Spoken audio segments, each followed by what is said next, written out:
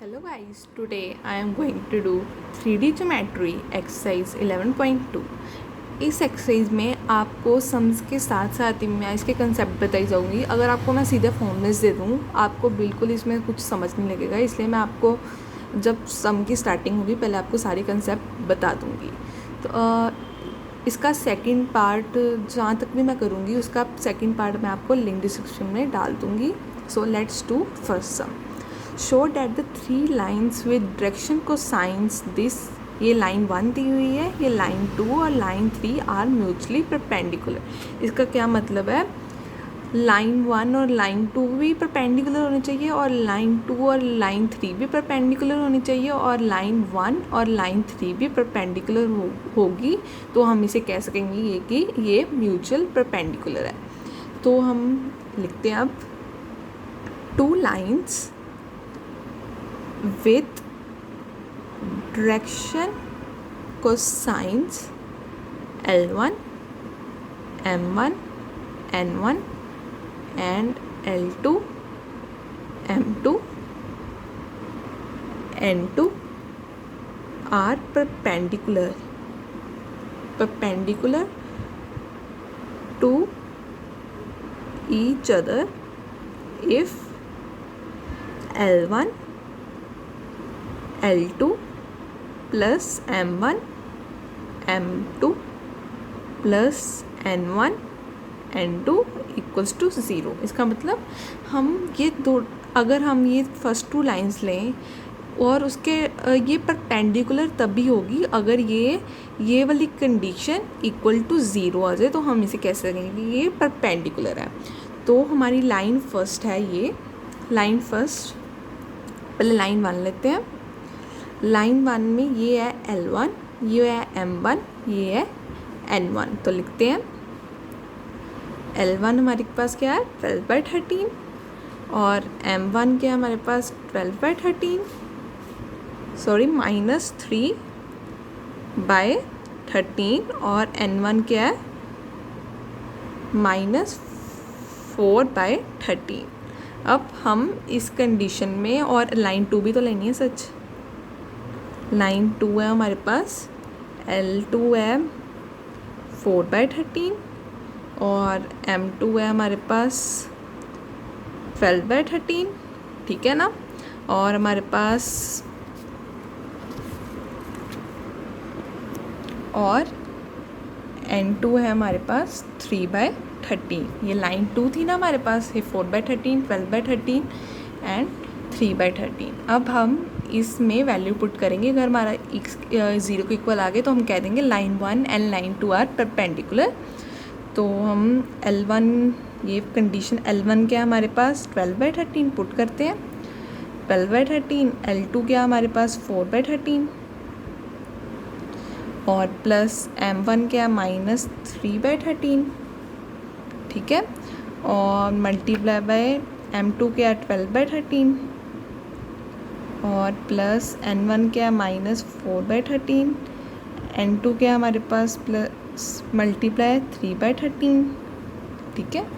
और ये था, हमने इसको किसके इक्वल प्रूफ 0 के इक्वल प्रूफ करना था। तो ये आ गया 12 4 48, 48/169, ये प्लस 12 3 36, -36 आ गया 169 प्लस -12/169, ठीक है।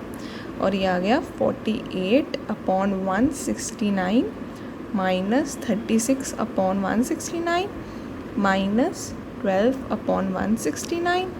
तो ये LCM तो 169 ही आ जाएगा, ठीक है ना। ये 48 -36 -12, तो ये 48 - 48 हो गया अपॉन 169, ये आ गया 0। तो हम कह सकते हैं line 1 and line 2 are perpendicular. अब हम किसका निकालेंगे, लाइन 2 और लाइन 3 का, फिर लाइन 1 और लाइन 3 का। अब हमने लाइन 2 और लाइन 3 को किसके इक्वल प्रूफ करना है 0 के। इसका मतलब हमें क्या लगेगा कि ये दोनों परपेंडिकुलर है। तो अब हमारे पास L2 क्या है 4/13 और M2 है और M2 क्या हमारे पास 12/13 और N2 क्या हमारे पास 3/13, ठीक है। और ये लाइन 3 थी ना, तो इसमें L3 क्या 3/13 और M3 क्या -4/13 और N3 क्या 12/13, ठीक है। अब हमने क्या L2 L3 plus M2 M3 plus N2 N3 को हमने किसी इक्वल प्रूफ करना है 0 के, ठीक है। L2 हमारे पास आ गया 4/13 और L3 क्या 3/13 प्लस M2 क्या हमारे पास 12/13 और M3 क्या -4/13 और हमारे पास N2 क्या है 3/13 और N3 क्या है 12/13 इक्वल्स टू 0। ये आ गया हमारे पास 12/169 और यहाँ पर माइनस बार आ जाएगा 48/169 प्लस 36/169 इक्वल्स टू 0। ये आ गया 12 माइनस 48 प्लस 36/169, ठीक है। ये तो हमारा आ गया 48 माइनस 48 अपॉन 169, ये तो 0 आ गया। So L2 L3 plus M2 M3 plus N2 N3 equals to 0 आ गया। Hence line 2 and 3 are perpendicular, ठीक है। अब हम किसके साथ प्रूफ करेंगे, लाइन 3 और लाइन 1 के साथ। अब हम करेंगे लाइन 3 और लाइन 1 को परपेंडिकुलर प्रूफ। अब हमारे पास लाइन 3 है और लाइन 1 ये है। इसमें L3 है 3/13 और M3 है -4/13 और N3 है 12/13, ठीक है।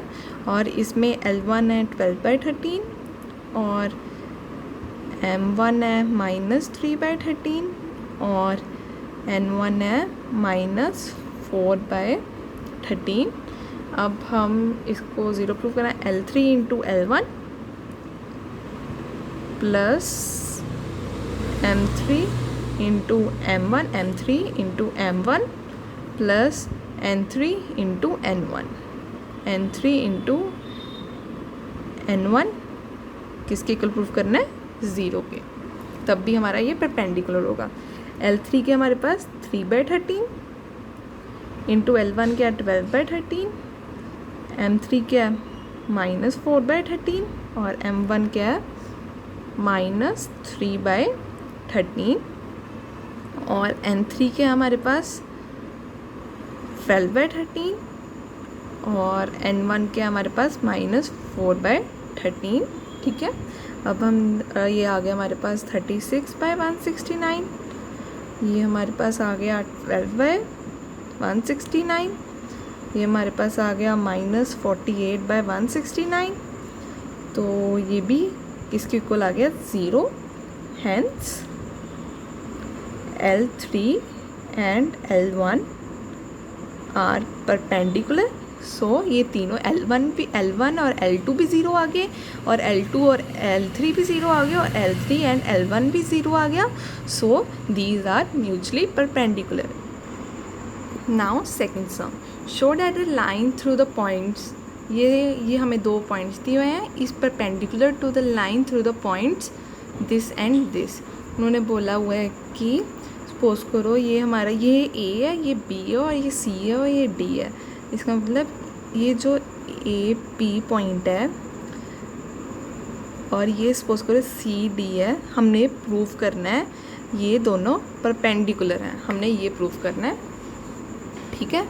ये दोनों तब भी परपेंडिकुलर होंगे ना जब A1 A2 plus B1 B2 plus C1 C2 equals to 0। ये तो कंडीशन होती है ना, ये तो पता है ना कि अगर हमने किसी को भी परपेंडिकुलर प्रूव करना हो तो हमें ये कंडीशन सेटिस्फाई करनी पड़ती है। तो पहले इसका सम्स में हम सबसे पहले डायरेक्शन रेशियोज़ निकालेंगे। पहले हम डायरेक्शन रेशियोज़ निकालेंगे ए बी की। पहले हम ए बी की लिख सकते हैं। इसमें सबसे पहले यही करना होता है। ये हमारे पास 1 -1 2, हमने इसे ए माना और इसे बी माना है, और बी है हमारे पास 3 4 -2।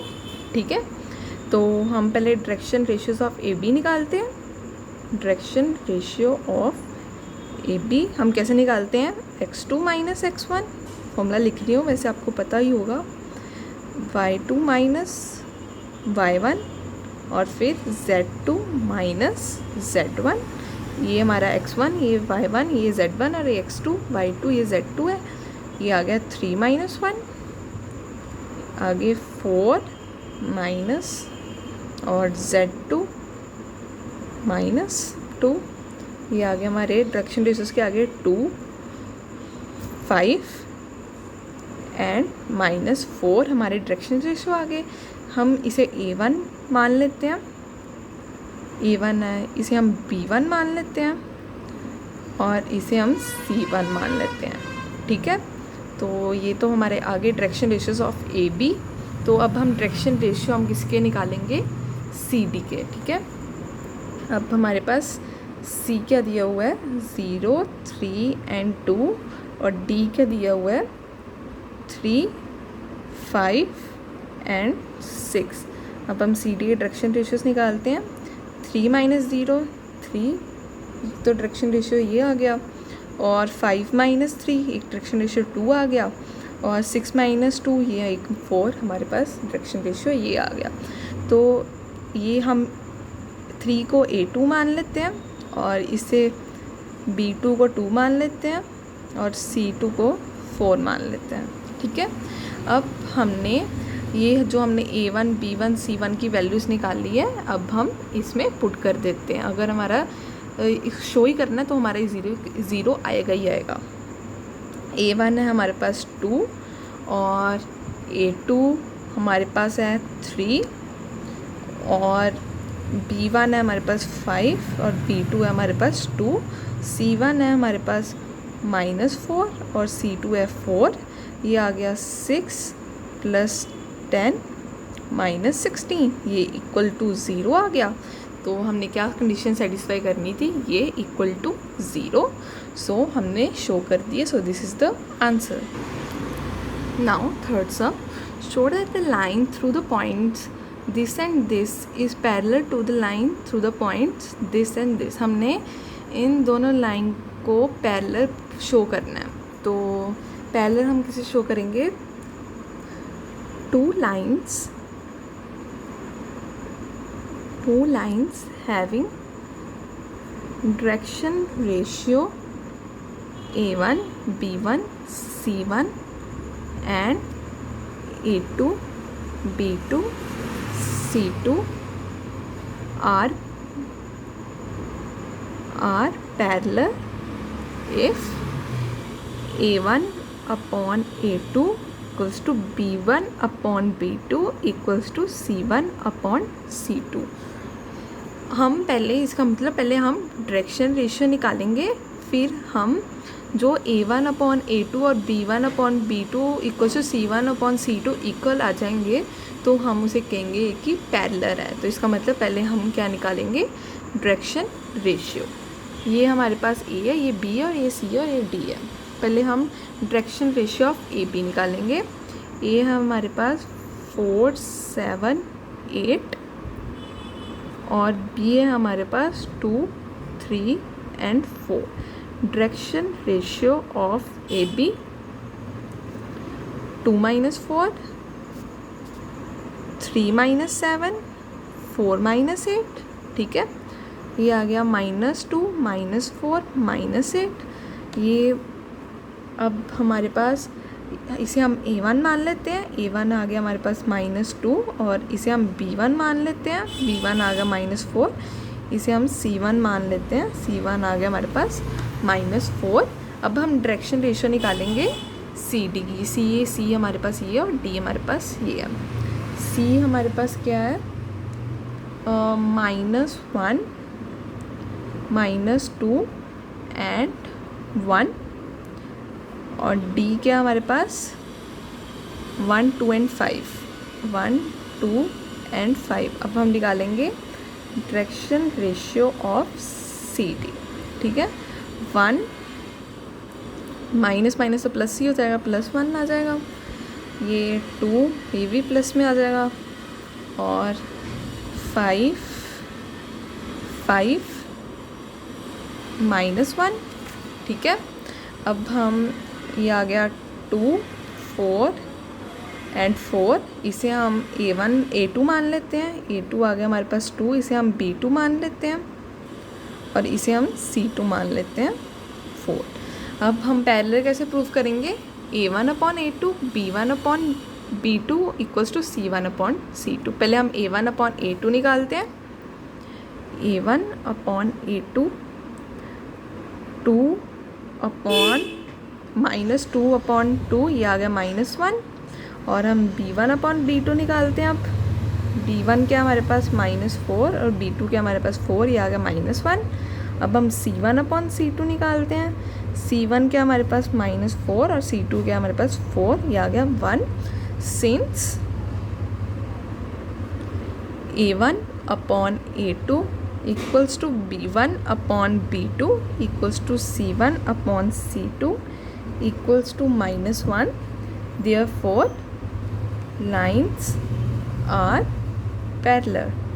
आई होप आपको समझ आ गया होगा। अगर आपको समझ आ गया प्लीज़ मुझे कमेंट बॉक्स में बताना। Now fourth sum, find the equation of line which passes to the point this and parallel to the vector this. इसमें हमारे पास दो फॉर्म्स होती हैं, वेक्टर और कार्टेशियन। अगर उन्होंने कुछ ना दिया हो तो हम वेक्टर निकालते हैं। अब उन्होंने क्या बोला हुआ है कि find the equation of which passes through, हमें उन्होंने पॉइंट दिया हुआ है, हाँ, और उन्होंने बोला हुआ है पैरेलल टू द वेक्टर, वो पैरेलल है दिस वेक्टर के। तो अगर ऐसा कुछ दिया हो, हमेशा पासिस अगर पॉइंट दिया हो और उन्होंने बोला हो कि पैरेलल है, तो उसकी वेक्टर फॉर्म होती है R vector A vector plus lambda B, ये वेक्टर फॉर्म होती है। ठीक है, और यहाँ पर ए होता है जो पॉइंट्स जो उन्होंने पॉइंट्स गिवन दिए होते हैं, और बी होता है जिस डायरेक्शन में वेक्टर होता है। ठीक है, जो पैरेलल वेक्टर होता है ना, जो जिस डायरेक्शन में वेक्टर दिया होता है हम उसे बी लेते हैं। ठीक है, अब हमें पॉइंट तो दिया हुआ है, पॉइंट्स में हम पहले ये हमें पॉइंट दिया हुआ है 1 1 2 एंड 3। पहले हम इसे वेक्टर फॉर्म में कन्वर्ट करेंगे। वेक्टर फॉर्म में कैसे आएगा, i cap plus 2j cap plus 3k cap. तो अब हम इसमें फिल करेंगे। ए वेक्टर आ गया, हमने i cap plus 2j cap plus 3k cap, और जिस डायरेक्शन में वेक्टर है पैरेलल टू द वेक्टर दिया हुआ ना, डायरेक्शन दी हुई है, तो हम इसे बी वेक्टर लेंगे। 3i cap plus 2j cap minus 2k cap. तो उन्होंने क्या बोला था, find the equation of the line, so this is the equation of the line. Now fifth some, find the equation of the line in the vector and in Cartesian form that passes through the point with position vector this and is in the direction of this. तो मैंने बोला था ना, अगर हमें point दिया और हमें उसकी डायरेक्शन दी हो तो हम उसको वेक्टर फॉर्म तो मैंने आपको ऊपर वाले सब में बता दिया, मैं कार्टेशियन फॉर्म भी बताती हूँ। पहले हम वेक्टर फॉर्म सॉल्व कर लें। और तो हमारे पास वेक्टर फॉर्म क्या होती है, आर वेक्टर क्या होता है, अगर हम ये कंडीशन दी हो a vector plus lambda B vector, तो ए वेक्टर हमारे पास ये है, और जो डायरेक्शन में डायरेक्शन दी हो तो ये हमारे पास बी वेक्टर। ए वेक्टर है हमारे पास 2i cap minus j cap plus 4k cap plus lambda. B vector क्या है, i cap plus 2j cap minus k cap. ठीक है, अब हम ये तो हमारी वेक्टर फॉर्म आ गई। अब हमने क्या निकालना है, कार्टेशियन फॉर्म। इस कंडीशन में हमारी कार्टेशियन फॉर्म क्या होती है, कार्टेशियन फॉर्म क्या होती है, ये हमारे पास कार्टेशियन फॉर्म होती है x1 minus x1 upon a upon equals to y1 minus y1 upon b equals to z minus z1 upon c। ये हमारी कार्टेशियन फॉर्म होती है। इस केस में हम सोच रहे होंगे इसमें x तो हमारा ऐसे रहता है और y भी हमारा ऐसे रहता है और z भी हमारा ऐसे रहता है। आप सोच रहे होंगे इसमें x1 क्या है, y1 क्या है, z1 क्या है। जो हमें पॉइंट दिया होता है हम उसे x1 लेते हैं, y1 लेते हैं और z1 लेते हैं। हमें पॉइंट क्या दिया हुआ है, 2i cap minus j cap plus 4k cap. इसमें हमारे पास x1 है 2 जो कोएफिशिएंट्स होते हैं आगे वाले, और y1 क्या है -1 और z1 क्या है कि किसके साथ मल्टीप्लाई हुआ है 4 के साथ। तो हमारे पास ये जो पॉइंट दिए हुए हैं उसमें से ही हमने x1 y1 z1 निकालना होता है। अब ABC क्या है, जो जिस डायरेक्शन में हमें वेक्टर दिया हो, जो हमें डायरेक्शन दी हो उसे हम ABC लेंगे। हमें डायरेक्शन ये क्या दी हुई है, i cap plus 2j cap minus k cap. इसमें हम ABC किसे लेंगे, A हम लेंगे 1 को और B हम लेंगे 2 को और C लेंगे हम -1 को। अब हम यहाँ पर वैल्यू पुट कर देंगे तो हमारे पास कार्टेशियन फॉर्म आएगी। तो हम वैल्यू पुट करते हैं, x माइनस x1 क्या हमारे पास 2 और A क्या हमारे पास 1 equals to y minus y1 क्या -1, ये तो प्लस में आ जाएगा प्लस, ठीक है, अपॉन b क्या हमारे पास 2 z माइनस z1 क्या है 4 -4 अपॉन c क्या हमारे पास -1। So this is the Cartesian form. Now 6 sum, very easy sum है। Find the Cartesian equation of the line which passes through a point this and parallel to the line by this. हमें ये दिया हुआ है Cartesian form में। तो आपको पता है ये कार्टेशियन फॉर्म क्या होती है। पहले हम फॉर्मूला लिख सकते हैं कार्टेशियन फॉर्म का, लिखते हैं x minus x1 upon a equals to y minus y1 upon b equals to z minus z1 upon c। तो हमने कार्टेशियन फॉर्म निकालनी है, ये निकालना हमने, ठीक है, ये निकालना हमने, ठीक है। अब हम ABC कैसे लेंगे, x1 y1 z1 कैसे लेंगे। पिछले सम को मैंने आपको बताया ही है कि ABC हमारे पास होते हैं, ये होता है A1, ये होता है B1 और ये होता है C1। अगर पिछले सम में हमने किया ही है, ये होता है A1, ये होता है B1 और ये होता है C1। और x1 y1 और z1, x1 तो होगा हमारे पास ये और y1 होगा हमारे पास 4 एंड z1 होगा -5। पिछले सम को आपको क्लैरिटी हो ही गई होगी। तो अब हम इसमें सॉल्व करते हैं। ये हो गया x माइनस x1 -1 -2 था, ये आ गया प्लस और ये था हमारे पास 3, ठीक है, और y माइनस y1 क्या हमारे पास 4 और b क्या हमारे पास 5 और z माइनस z1 ये आ गया +5 और c क्या हमारे पास 6। तो हमें यही सॉल्व करना था। So this is the answer. Now 7 sum, the Cartesian equation of the line is this, right vector form. इसमें हम वेक्टर फॉर्म हमारे पास कौन सी होती है, वेक्टर फॉर्म होती है a plus lambda b। Vector form को हम ऐसे लिख सकते हैं r वेक्टर, ठीक है। अब हमारे पास प्रॉब्लम ये है कि अब हमारे पास a क्या है प्लस लैम्डा b क्या। अब हमारे पास कार्टेशियन इक्वेशन होती है x minus x1 upon a equals to y1 y minus y1 upon b equals to z minus z1 upon c। पहले हम इस कार्टेशियन इक्वेशन को इस फॉर्म में लेकर आते हैं, क्योंकि यहाँ पर तो प्लस है पर यहाँ पर माइनस होता है। हम पहले इस इक्वेशन को कार्टेशियन इक्वेशन में लिखते हैं, x minus 5 upon 3 equals to y minus, ठीक है, हमने इसको कार्टेशियन इक्वेशन में लिखना है, +7/7 z-6/2। हमने इसको कार्टेशियन फॉर्म में कन्वर्ट कर लिया है इस स्टेटमेंट को। तो हमें पता ही है कि ये होता है हमारे पास ए, और ये होता है बी, और ये होता है सी। हम इसे लिखते हैं a = 3, b = 7, c = 2। ये हमें पता ही है। अब हम x1 y1 z1 निकालते हैं।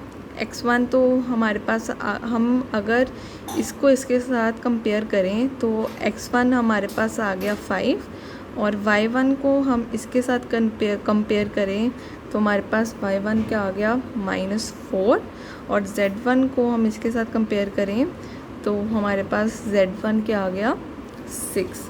तो अब हम इसमें वैल्यूज़ पुट कर सकते हैं ना r, ठीक है। ए वेक्टर क्या है हमारा, ये वाला x1 y1 z1, आपको पहले बताया ही हुआ है। तो हम ये तो हमारा पॉइंट्स थे, हम इसको वेक्टर फॉर्म में कैसे लिखेंगे, 5i cap -4j cap +6k cap plus lambda, B cap में क्या होता है ABC होता है 3i कैप। इसको वेक्टर फॉर्म में लिखते हैं 3i cap +7j cap +2k cap. So this is the answer. Now 8 sum. Find the vector and the Cartesian equation of the line that passes through the points origin and this. अगर एक line है वो 2 point से पास कर रही है, origin and this, तो उसके लिए वेक्टर फॉर्म क्या होगी, a vector plus lambda b vector minus a vector. आप पूछोगे कि इसमें a vector and b vector क्या होगा। इसमें a वेक्टर है जो हमें ओरिजिन दिया हुआ है, और b वेक्टर है जो हमें दूसरा पॉइंट दिया हुआ है, ठीक है। अब हम 2 पॉइंट्स b a 0 0 0 क्योंकि ओरिजिन था, एंड b के हमारे पास 5 -2 एंड 3। तो हमें वेक्टर में चाहिए a, तो हम a वेक्टर लिखते हैं। a वेक्टर आ गया 0i cap 0j cap 0k cap, और b वेक्टर हमें चाहिए, b वेक्टर ये तो पॉइंट है ना, हमें वेक्टर में चाहिए ये, तो वेक्टर में कैसे आएगा 5i cap -2j cap +3k cap, ठीक है। अब हम इसमें वैल्यू पुट करते हैं तो हमारे पास क्या आ जाएगा, फाइंड द वेक्टर इक्वेशन आ जाएगी हमारे पास। r वेक्टर a हमें 0i cap +0j cap +0k cap, और प्लस लैम्डा b के हमारे पास 5i cap -2j cap +3k cap minus, ये तो ज़ीरो ही आ जाएगा ना, -a है तो इसका कोई फ़न ही नहीं है, तो सारे ज़ीरो ही हैं। तो हमारे पास r वेक्टर क्या आ गई, ये तो सारी ज़ीरो